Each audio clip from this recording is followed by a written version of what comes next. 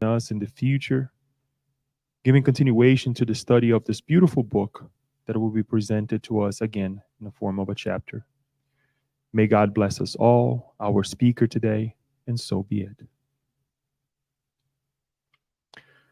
As a reminder to all of us, it's important for us to remind the steps that we take in life, right? The things that we start. It's extremely hard to start things, right?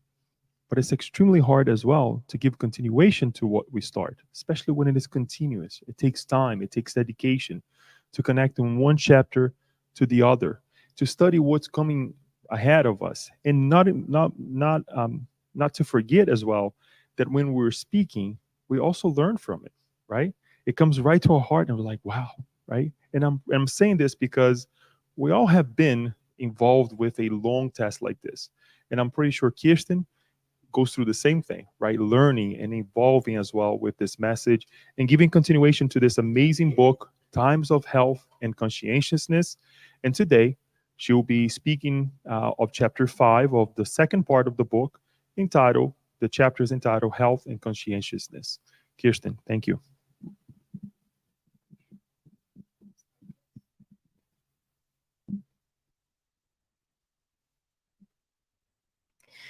Good afternoon, everyone. Thank you all so much for being here, and for those of you who are listening on the web. Oh, sure.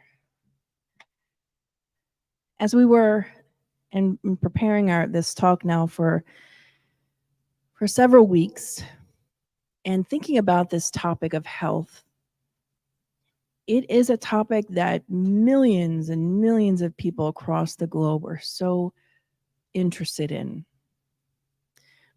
Seeing as though that we're in our physical bodies, and having good health is usually deeply connected to our quality of life for a lot of us. So to be healthy for some can equal happiness, even though the World Health Organization refers to health, and they've had this definition now since the 1970s or 80s or even slightly before. The World Health Organization defines health the state of complete physical, mental, and social well-being, and not merely the absence of disease and infirmity. And we're going to talk about healing and cure, the difference between the both, very high level. And if you have been with us as we're studying on Thursdays, the Genesis, we read just this past week. XIV is 14, chapter 14, item 32, something like that, 31 or 32. It's entitled Healing. And there, the good spirits, Kardec, gives us this understanding of healing. This healing that can come from a discarnate or an incarnate, or from someone's magnetism. And sometimes it's a mix of both. But at the end of the day, or I should say, for the purpose of today's lecture, we wanted to bring it not a focus that's more broad, but a focus where it's internal. And with that, we wanted to share this definition, which is pretty on par with some of what the World Health Organization has shared, other definitions, and to some degree, spiritism in a way. And we'll talk about that here in a minute. But this quote comes from the author, Susan Hawach. A cure signified the banishment of physical illness, but a healing could mean not just a physical cure, but a repairing and strengthening of the mind and spirit to improve the quality of life where no physical cure was possible. Now, this is interesting. And if you were, I'm looking out here in the audience now, if you were with us this past Thursday, you would have heard this story told, and we're going to share it again. It's the story of Mary Magdalene. And what's really interesting is that Most people are familiar with Mary Magdalene. She was the famed prostitute in the Bible, and she met Jesus, turned her life around, and became a follower of Christ. And she was this humble follower of Jesus. But few know that at the end of her life, she devoted herself to helping those in the leprosy, we could say, colonies in a sense. Or because if you had developed this incurable, at that time, but curable now, this incurable disease of leprosy, which today is known as Hansen's disease, when you developed it back in the time of Jesus, it meant death. So you were excommunicated from your family, from any parts of normal society. They were lived out in the caves and had to live very rudimentary lives, very difficult. So Mary Magdalene dedicated the last umpteen years of her life caring for those with leprosy. And as one would expect, she developed leprosy. She died along those whom she helped. But very few people who even know this part of the story are often confused and think about, well, Mary Magdalene was healed by Jesus. She came to know Jesus. She walked with him. He healed her. She changed her life around. She left prostitution. But who's to say that she wasn't healed, but yet that perhaps she maintained some illness within her essence, in her spirit, that was being cleared out by her physical body? And even what's most interesting is that Mary Magdalene was known to have been very beautiful for a woman of her time. She had extreme beauty for that time. So to have died of a disease, if those of you aren't familiar with leprosy, because we really don't see it so often now, and if we do, it's very much in the early stages and is cured with antibiotics. But in those stages, in the olden days, before onset of antibiotics, it literally, the disease would eat at your skin. You literally would, not wanting to get too gruesome, but you really would decay slowly. So for someone who had so much beauty, to experience that was quite interesting. And some of us can even say maybe that was part of her final curing, her final expiation of her experience in that life. So for clarity and for our talk today, when we talk about healing versus curing, someone can be healed but not cured.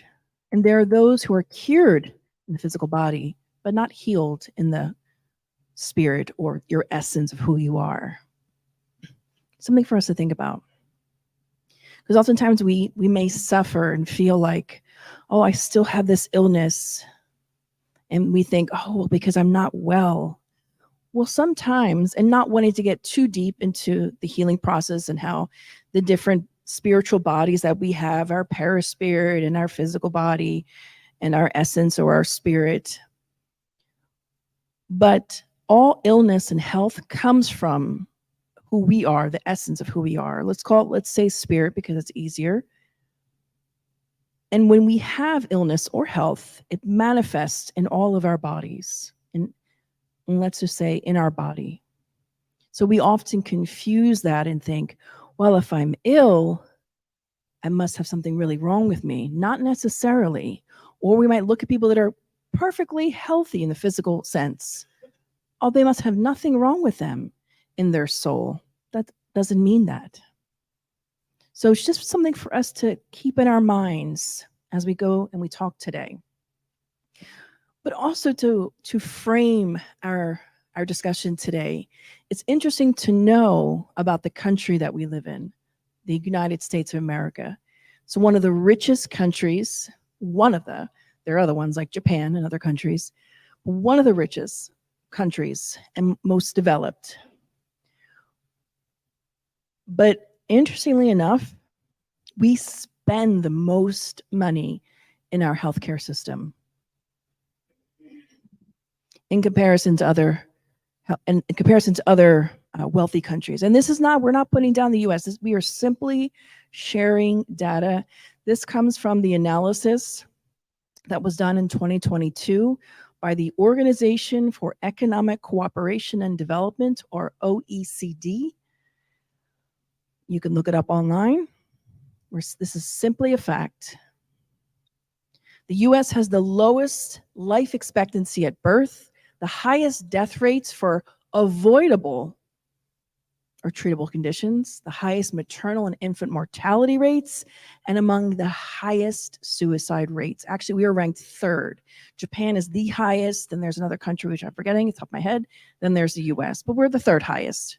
We're up there. And we are the wealthiest, one of the wealthiest. The US has the highest rate of people with multiple chronic conditions and obesity rate nearly twice the OECD average. Twice than what other high income or wealthy countries. And we spend trillions of dollars. Now, we share this not because we say, oh, it's a broken system. It's clearly something's not right. Is it the system? Is it the people? Is it the culture? Still yet, the jury's not out yet. And also, and this comes from SAMHSA, which is Substance Abuse and Mental Health Services Administration, within the United States, broken down by gender, age, and race. And the one category that has the most diagnosis of mental illness are those who have deemed themselves on the survey as belonging to 2 or more races. Second is American Indian. And third is white. And yes, more females are diagnosed more often. These are just statistics, not meant for us to go crazy deep into it, but just to frame our talk today. Nowadays, we are aware, modern science, modern medicine is very much aware that there is a difference between having healing and a cure. Yet, we continue, despite our technological advancements, we continue to see mortality rates rise, illnesses kill us that shouldn't, meaning illnesses that we could very well, that are treatable. We see patients that are still dying regardless. So the question begs, is there something as we as individuals, because it's easy to look out at the populace or to blame, the government or whomever. And maybe there is blame to be put, but that's not what we're here today to talk about. We're here to do what Joanna always does and to share it, which is to look at our own self first. Because in Spiritism, what causes illness is me, myself, and I. It's not my doctor. It's not the pharmaceutical companies. It's me, myself, and I. And Joanna talks about a little bit in this chapter. She entitled Health and Conscientiousness. And again, just reiterating, because we don't want this talk to come off at all that we are bashing any one person, place, or thing. Not at all. Just to bring it back to this.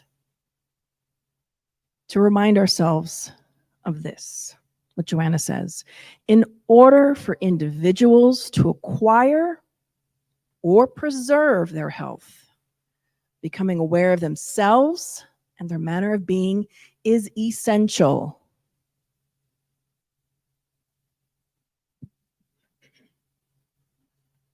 to acquire or preserve. So prophylaxis, what we call it, or being proactive in your own healthcare, to preserve it, or to obtain health. So whether you're sick or whether you're healthy, either way, we must, Joanna says, it's essential to be aware of ourselves and our manner of being. But what does that mean, to be aware? We talked about this. For those of you who are watching on the web, you can go back and watch the other videos in this series from the previous chapters. But this is a question we pose to you and want you to pose to yourself. It's a moment of reflection. Asking ourselves these questions. Describe yourself in 3 words. I want you to think about this right now. You don't have to answer, just in your head though. What are your strengths and weaknesses? What matters most to you?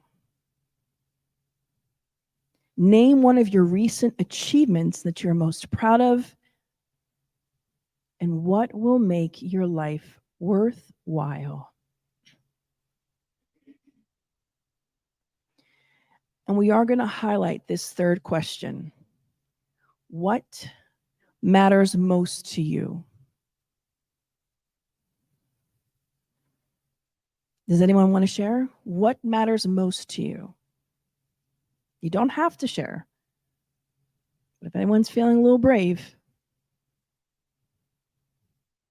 Jeanette or Marty, that's all. Don't know? That's okay. Okay. I like to be useful, be ready when something happens, someone needs me. Like to be useful. That's what's most important, to be useful. Fascinating. Thank you for sharing, being brave. Antonia saying her life is most important to you. Yeah. Anyone else? Peace of mind. Peace of mind. I want us to go home and think more deeply about this. We're asking here and not giving much time for reflection, but go home and think about what matters most to you. And the reason why we're highlighting this is because, and Leo, you might remember this too, in the book Action and Reaction, it talks about something called a central desire. A central desire is what each one of us has. It's what drives us. It's what we want the most in the world. And that what tends to drive all of our behaviors, or a lot of our behaviors. Not saying that we have a mono idea necessarily, but underneath a lot of the things that we do is because of this idea. So for instance, I'm going to use Jeanette, if I may. I'm going to make this up because I don't know. Jeanette said her most important thing to her is to be useful. So that might look like, for Jeanette, she always likes to be involved in outreach to others. Whenever she's around people, she's always listening to see somebody needs something. And if you know Jeanette, she's like that. Like if she perceives you might need something, boop, there goes Jeanette. Now, without knowing her central desire and asking people, oh, what do you know about Jeanette? Oh, she's really nice. She's always helping people. So you see how her central desire can manifest. And again, I'm making some of that up because I'm not inside her head. But it's important for us. This bracelet off is making too much noise. It's important for us to know what that is. Why? Because in the book, Action and Reaction, Silas, the mentor, tells us that the lower order spirits, some may refer to them as obsessors, how do they gain access to us? Because they have to find a common point.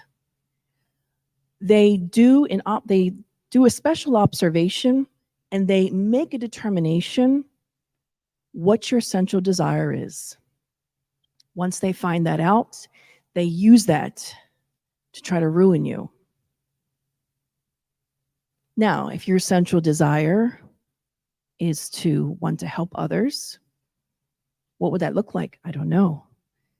But in the book of Action Reaction, they talk about the central desire of this young man who was super, super attached to money. He had inherited money from his father and uncle. Without giving away the whole entire story, he inherited a great deal of money. He was filthy rich. So his uncles, who his father had killed, were obsessing their nephew because they had been killed by his father and he had gotten all the money. Even though they weren't angry at the nephew, they were still obsessing him. But besides our point today. How they were able to reach him is because they realized his central desire was money. And so they began a whole process of a deep obsession. And if you can read about an action reaction, I highly recommend reading that book if you haven't. It's a great book where each chapter is a different case. How do we ask ourselves? How can we get to know ourselves? How do we do that? We talk about this a lot because it's important. How do you get to know yourself? Pay attention to thought patterns. Pay attention to patterns, habits, the habit of our thoughts, habit of behavior, habitual patterns we do without even thinking. Because Joanna reminds us we are creatures of habit. And she says, out of habit, we prefer and accept negative and altered behavioral states for the pleasure they bring, thus opening the way for illnesses. And you might be thinking, Kirsten, who takes pleasure in a negative, altered, who takes pleasure in that? So we began thinking, whenever we get mad at someone, at our loved one, let's say our daughter, and she does something to make us upset. We're in mid-conversation. She says something or does something, makes us upset, and then we shut down. And we were thinking about this behavior. There's pleasure derived from that. There is.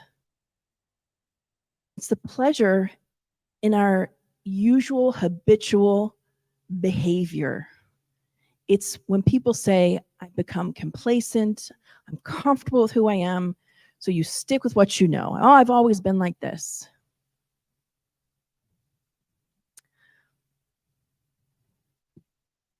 She goes on, consequently, they indulge in anger, jealousy, complaining, and anxiety, and they lapse into depression, which is a gateway to various infirmities, always justifying perturbing thoughts and harmful actions.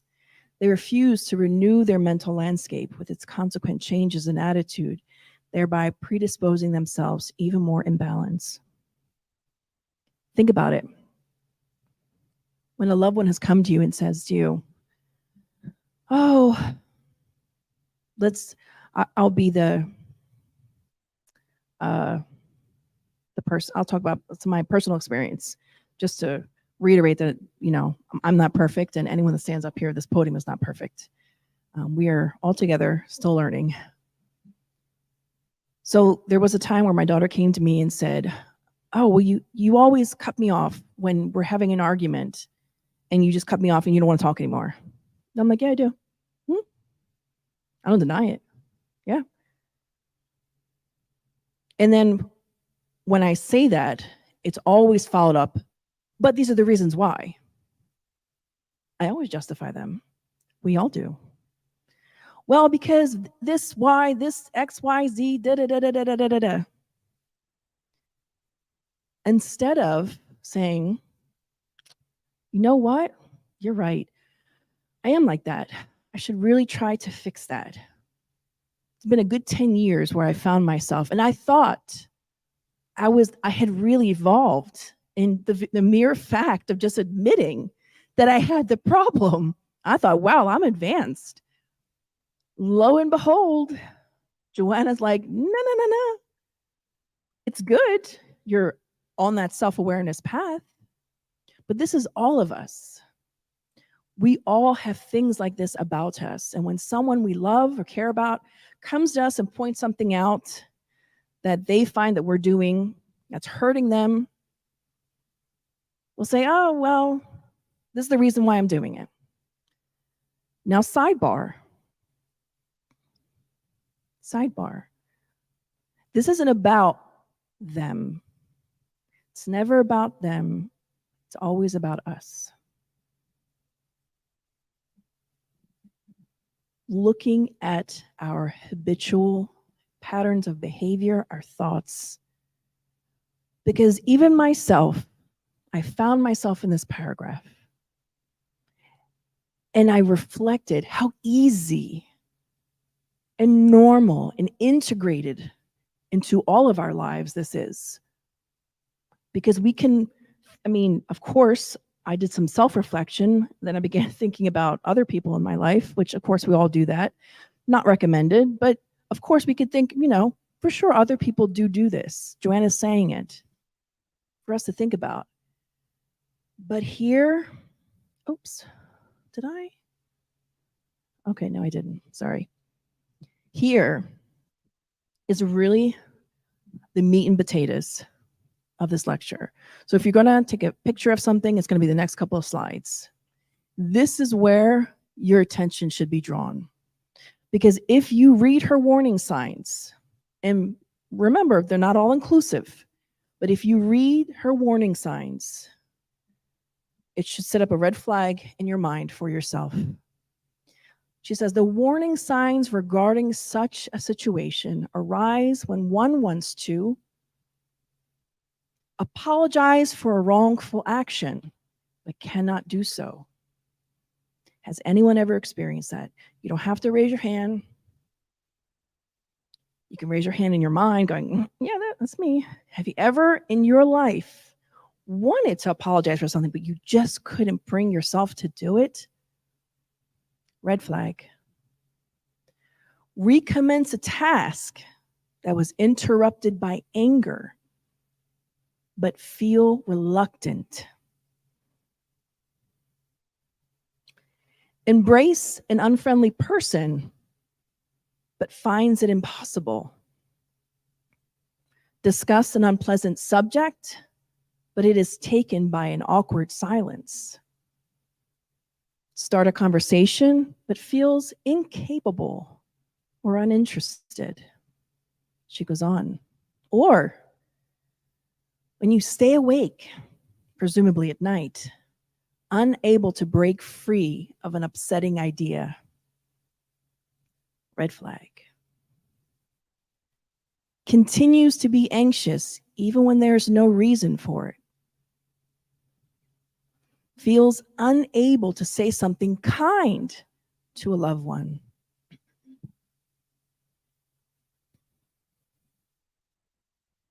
Feels unable to say something kind to a loved one. I'm sure I'm the only one that's experienced this, right? No one else has ever. No, just me. Trembles or feels extremely uncomfortable in the presence of someone perceived as being superior. Whew, I really found myself a lot in this, guys. I'm not even going to lie. I sat with this for some time and I felt depressed. And I was like, I shouldn't be giving the lecture. You remember when we used to work for this billion-dollar company, private company, and whenever we had to deal with whenever I had to deal with the CEO, he's a millionaire, and he lets you know it, like his manner of being and just his whole bravado, And I was terrified. Me and him, a lot of the employees there were terrified of him, absolutely terrified. Would tremble when I'd have to go to present, I'd lose my ability to think and speak until one day my boss said to me, Kirsten, he is just another child of God. He's not Jesus. He's not God. Why are you so nervous? He's as human as you and me. He makes the same mistakes as you and me. So what? He has money. So what? So what? That transformed my mind. So every time I would have to go and meet with him, I would always say to myself, he's a child of God. Like me, he's a child of God. We're all children of God. That really helped to change my perspective. But it's a red flag. Considers oneself unimportant within one's social environment. These and other symptoms characterize states that predispose one to disease.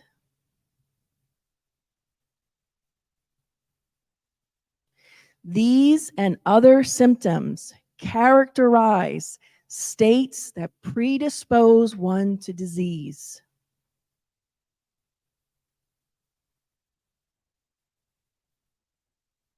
If that isn't alarming, I don't know what else will be for you or for us. Accepting these circumstances points to a preference for unhappiness. Who prefers to be unhappy? By cultivating these states, the conscience is blocked and becomes deadened. It returns to a lower level, to the sensations that still predominate in the evolutionary process. So we can see people, not always, but certain groups, certain social groups that are known to be deeply immoral, we tend to see them behave in a way that is very savage. For this reason, and it's not just for those extreme circumstances. This applies to everyone. If we accept these states of being, if we just accept the fact that I'm so worried about something and I'm really anxious and I can't free myself of that idea that I stay awake, it's predisposing us to disease.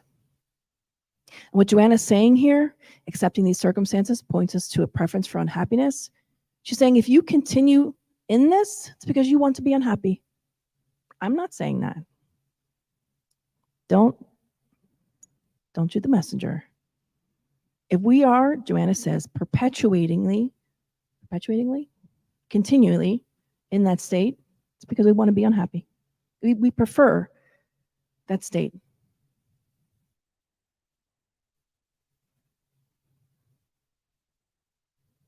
She goes on to say, since people are free to choose to be healthy or sickly, it is up to them to act with real freedom and make the decision to be happy.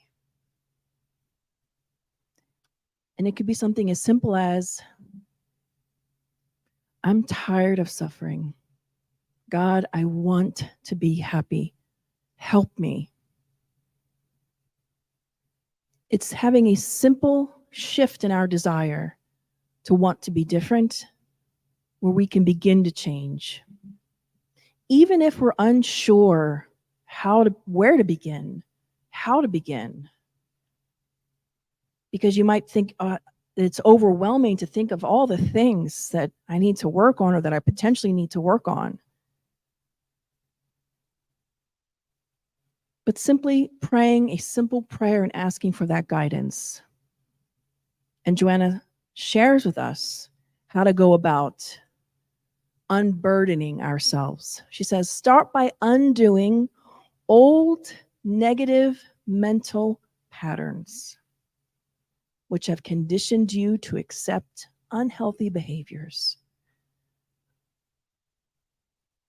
Start by undoing old negative mental patterns.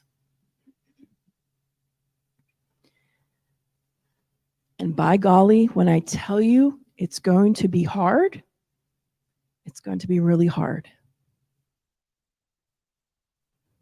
If I say to Samya, who loves yoga, Samya, stop doing yoga.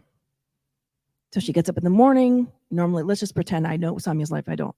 But she gets up in the morning, she does her mantras, her yoga, like been doing it for years, right?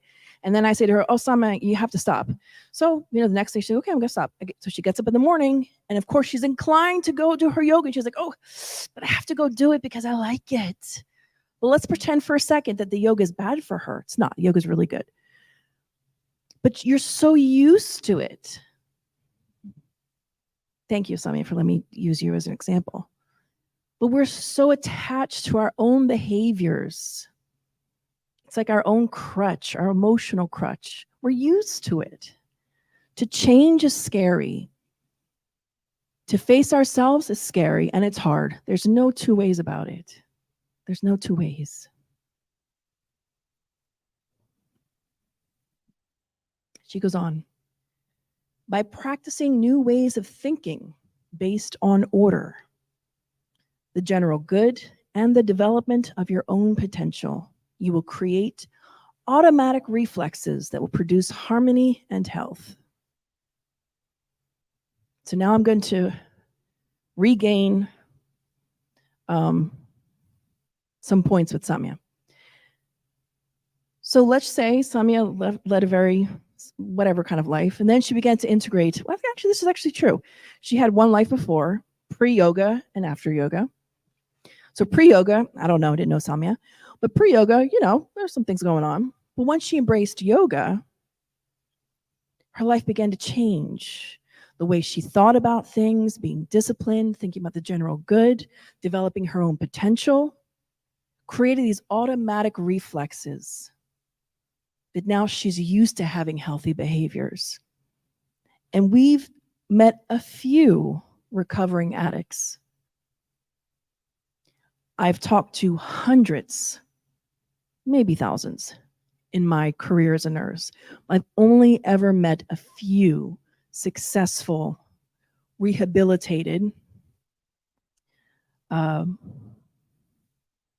former drug abusers.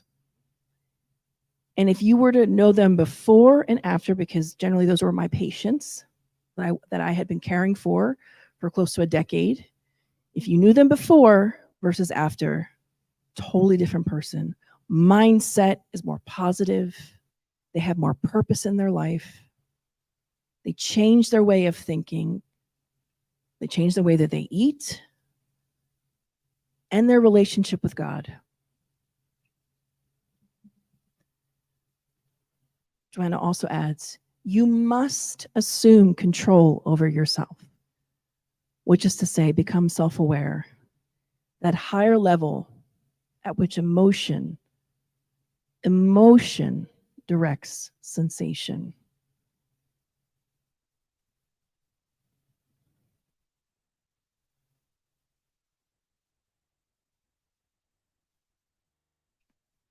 We are in this perpetual state.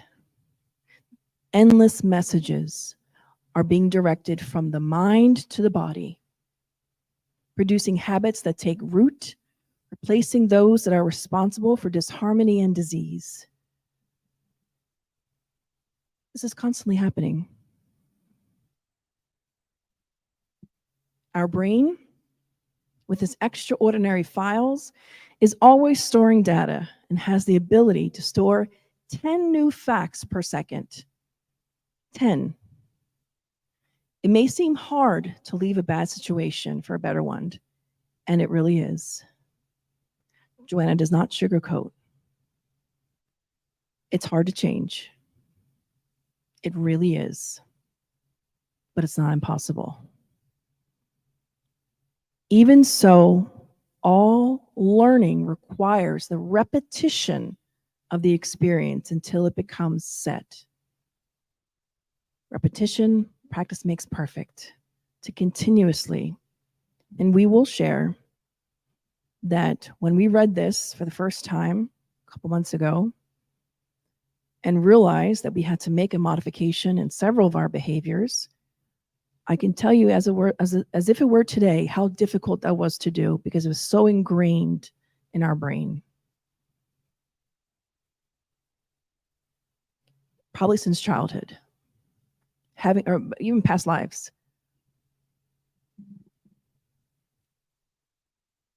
But repeating the behavior again and again and again and again and again makes a change. She says, similarly, the acquisition of values and standards of happiness goes beyond simply wanting. It's necessary to walk the path of achievement. Oops. Didn't mean to click that so soon. So it's important for us not just to talk the talk, but to walk the walk. It's nice to dream of a better society. It's nice to dream of what it would like if I were a better person. We need to make the decision to be happy, Joanna says. And inevitably, change, there's always a consequence of change. That it's twofold. One, we get better. Two, it's going to hurt. It's going to be hard. And some people call that suffering. And we found this interesting quote by Martin Luther King, and he says, "As my sufferings mounted, I soon realized that there were two ways in which I could respond to my situation. One, either react with bitterness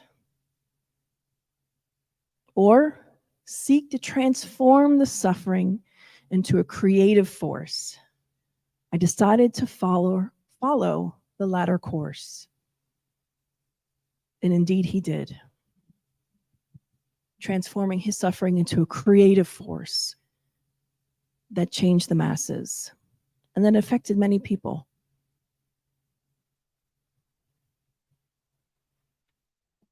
We share this because we do have a choice when we encounter suffering in our lives. We can become bitter, sad, upset, which essentially looks like not surrendering. In the gospel, they have a chapter or subchapter that's entitled Obedience and Resignation. And ultimately what that is surrendering. It's accepting what is in our life, accepting who we are, but knowing that I can still do better.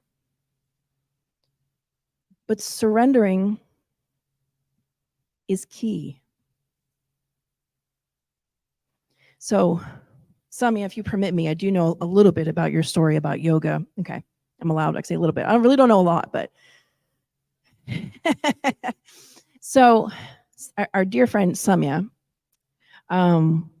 much like a lot of people that are here today,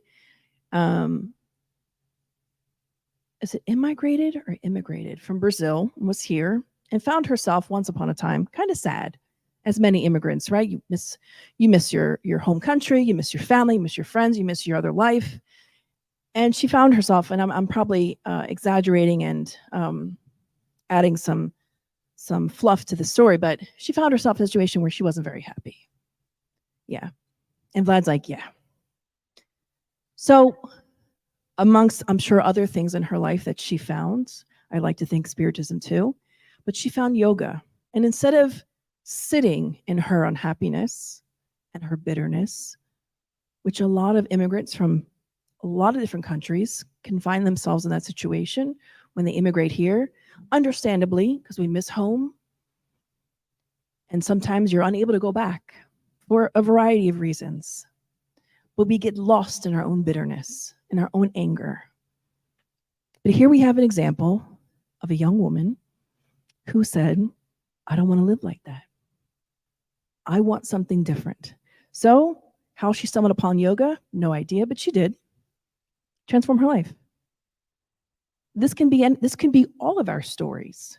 And I'm not saying that we all need to go and be yogis, but we can, if we make that decision, like Samia did and said, I want to be happy. I want to be different. I want something different. I know I don't know what it is, but I want something different.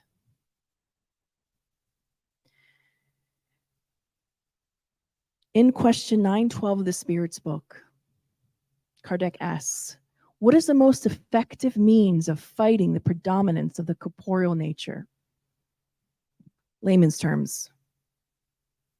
How do I fight my own nature. As we live in this physical body, we end up having tendencies of a corporeal nature, right? That predominate, especially depending upon our evolutionary, from a spiritual perspective, from our evolutionary level. How do I fight that? Or how do I leverage it for my own betterment? And the Spirit Mentors answer, practicing self-denial. Not self with a big S, self with a little s. Practicing self-denial, not thinking about ourselves in that egotistical way. So you know in the Bible when it says, if your eye is the cause of your sinning, cut your eye out. Spirit does not recommend you cutting your eye out.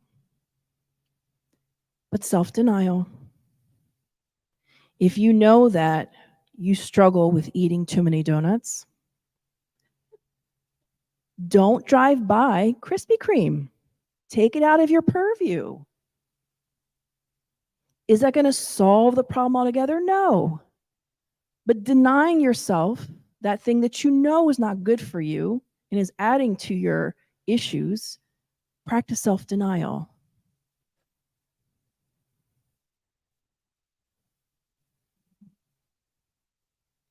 With this effort, you will enjoy conscientiousness, health, and peace. Joanna ends her chapter in this regard. Practicing self-denial, being self-aware, making the choice to be happy, and saying it, confirming it, as some might say, manifest it. Say it out loud to yourself and mean it. If you do mean it. If not, then you don't, and you can remain in whatever it is that you are currently in.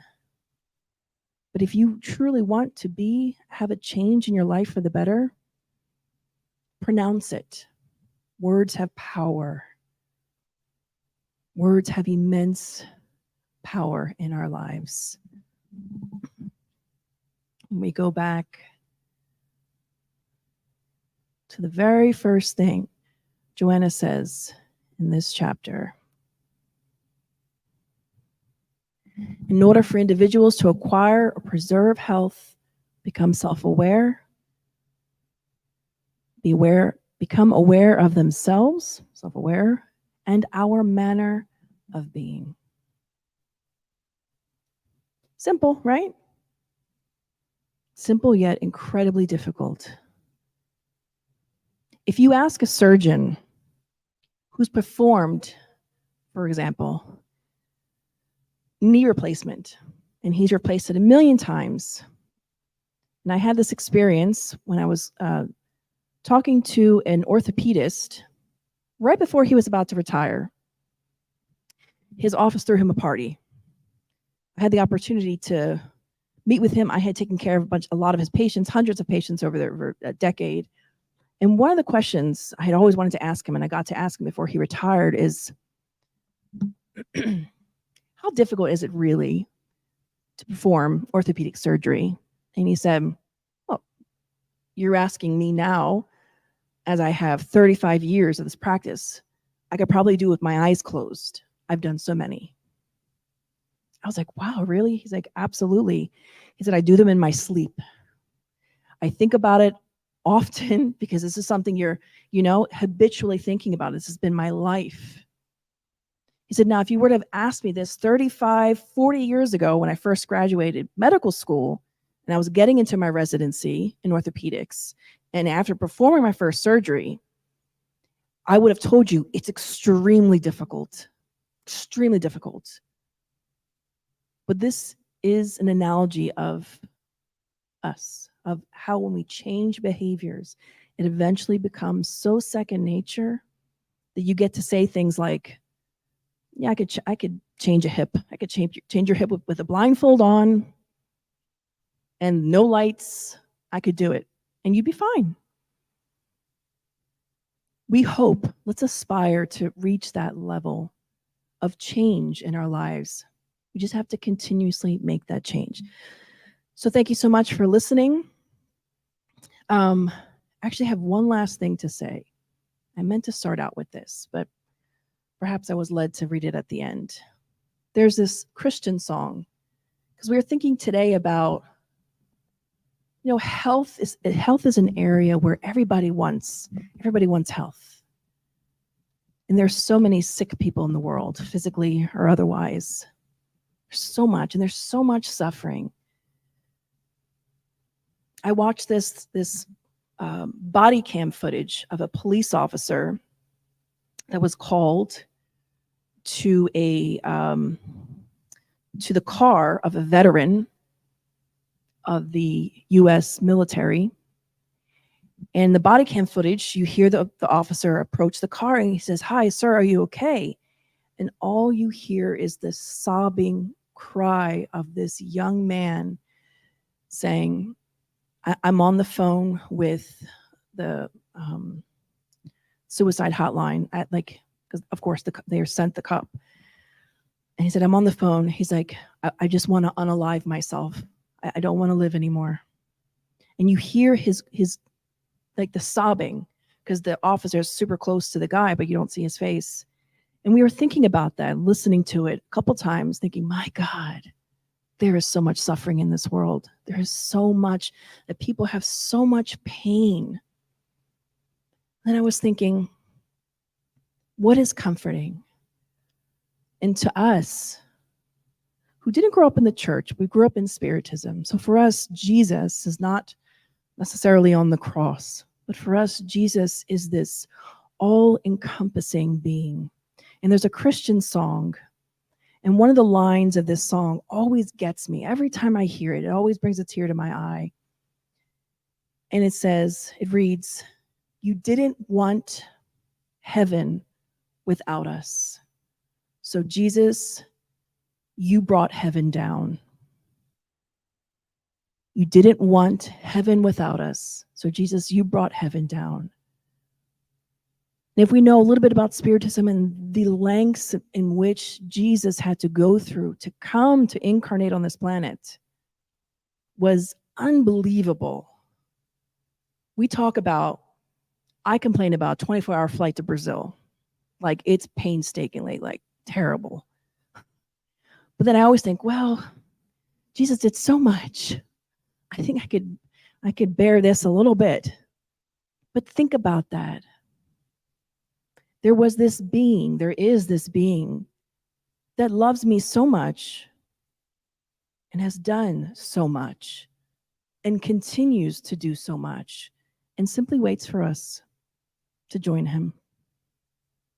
Just something for us to think about, to take home. So now I am ending. Thank you all again for listening. If you have any questions or comments, let me know.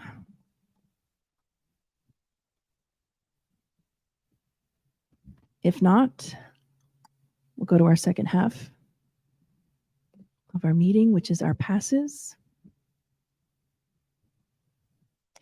Did you want to add anything, Samia, I spoke your testimony? Yeah. You are 100% right. Yoga changed my life for sure, and I was in a stage that's feeling helpless, sad, homesick, and then I went to look for yoga just because I needed to get to know more people, practice my English, and then it changed my life for the better. And I'm still practicing, I'm teaching, and I'm happy about it. Yes, yeah, I work with yoga, and I want to compliment saying something like that. Now I have been working with chronic pain patients. I just changed departments in my job, and everything you said about how we need to take charge of our health is so important. I see people, and I'm telling about young people with chronic pain, not be able to pay the bills, not be able to find a job, with depression, drug abuse, alcohol abuse, because of the chronic pain. And I have been doing lots of breathing exercises with them, yoga practice, Reiki, and this has been amazing for them. So I'm so happy that what changed my life in the past, now I'm using to change others' lives. Yeah. Thank you for sharing that. If no one else has any other questions or comments, we can go ahead and move to our passes moment. I know this is a lot to take in, and a lot of this from Joanna is just about taking it in, reflecting about it, digesting it, ruminating in it. All right, dear friends, let us transition to, leave it on? Okay. All right, Leo, I'll welcome you to the stage.